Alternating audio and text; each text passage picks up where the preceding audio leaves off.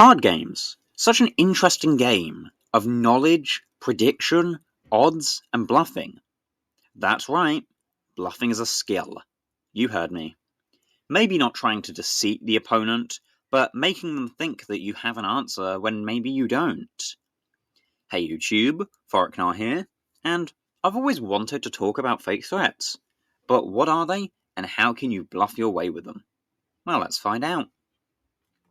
So, what is a fake threat? Well, I'd call a fake threat a card that doesn't exist yet. A fake threat is basically a card that may or may not be available to you or your opponent, and it could be searched, they could have it in hand, maybe it's prized or banished, or however. Ultimately, you don't know yet. So, maybe you use Arven. Arven can lead to multiple fake threats. But why? Well, because it can grab multiple items. Maybe you need Arven for Secret Box, maybe you need it for Rare Candy, maybe you need it for Terror Orb, or maybe you need some gusting options, and you could grab Countercatcher. Maybe you need Recovery, and you could grab Night Stretcher. All of those cards become fake threats. It's a card that isn't part of the game, part of your hand, but could be. And their existence, it shapes how the opponent plays. What if you had one of those cards in hand? What if you have something like Pidgeot to search multiple threats? The type of bluffing works because it forces your opponent to respect every line of play. The deck you run becomes your weapon, your tool. And if they're tool, you need to understand how to use them.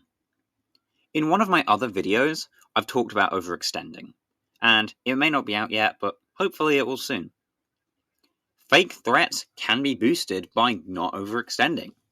By holding on to your searching cards, like Arven, like Hilda, ultimately, you can adapt what you need. Maybe you top deck the Rare Candy, and you need to use a different supporter. Maybe you top deck the Secret Box, and need more discard fodder. By holding on to your cards, you can adapt the usage of them.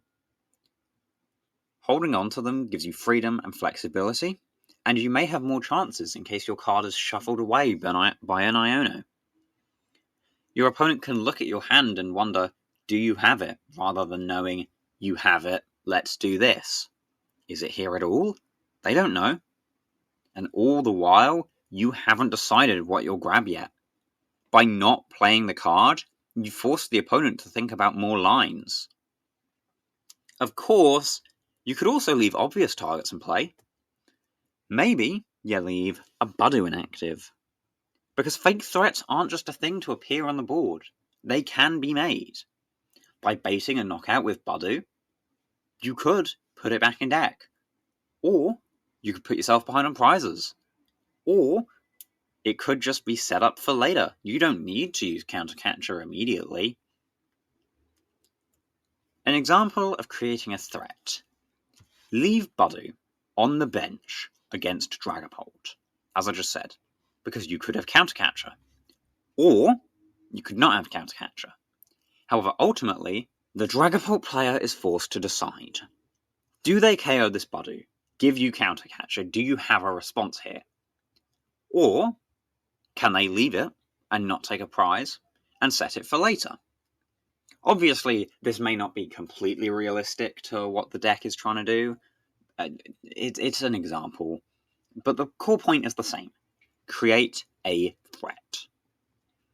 By creating fake threats, you make them respect the Countercatcher as well. Maybe you do have boss's orders in hand. Maybe taking that Budu won't matter. However, it's a bluffing game. They won't know. Do they know? No. Play like you don't have it and bring it down with a surprise. Or play like you have it and they won't know.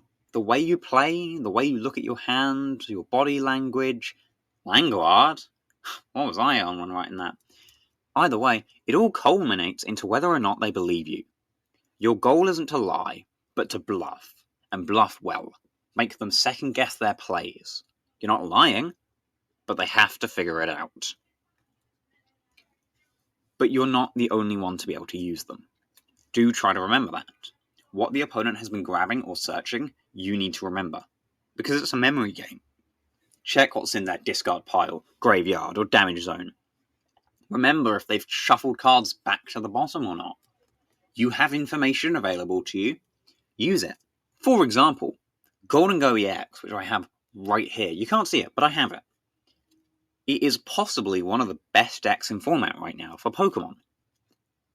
If Golden Go has superior energy retrieval in hand, and you've seen it off Arven, or maybe their hand's big enough you think they have it, and they've saved it and haven't used it, do you use Eri, or do you save it and use Iono or Arven? Check the discard pile, as they may end up having used 3 superior energy retrievals already. So, say they have 3 in discard and the 1 in the hand. Oh, do I use Eri or are they going to draw into it? No, they're not.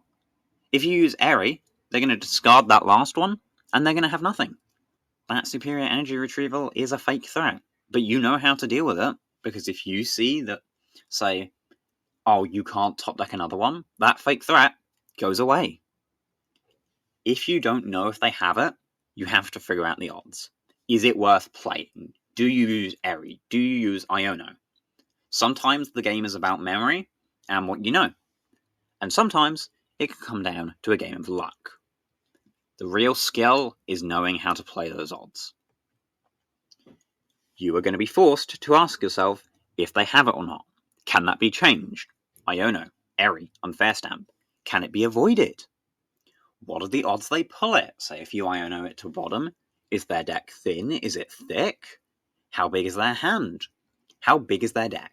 How many searches have they burnt already? How many Arvens have they used? How many Ionos? Researches? Ultimately, what are the odds that they can recover?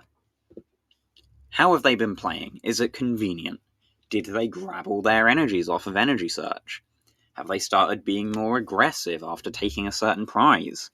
Is that information you can use? What are you best off KOing? Fez? An attacker? Spot the threats, spot how they get to those threats, and understand how to respond. However, fake threats are kind of difficult to comprehend. So, if you found this video helpful, maybe leave a comment and subscribe, and maybe even a like too.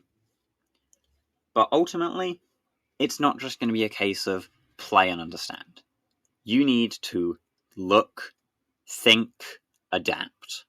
Fake threats, you'll understand the more you play, and the more you see how a deck works. And then it's just a case of figuring out whether they can do that again. But with that, thank you for watching. I hope you understand fake threats. And I hope you have a good day, night, afternoon, or evening, and I'll see you in the next video. Goodbye!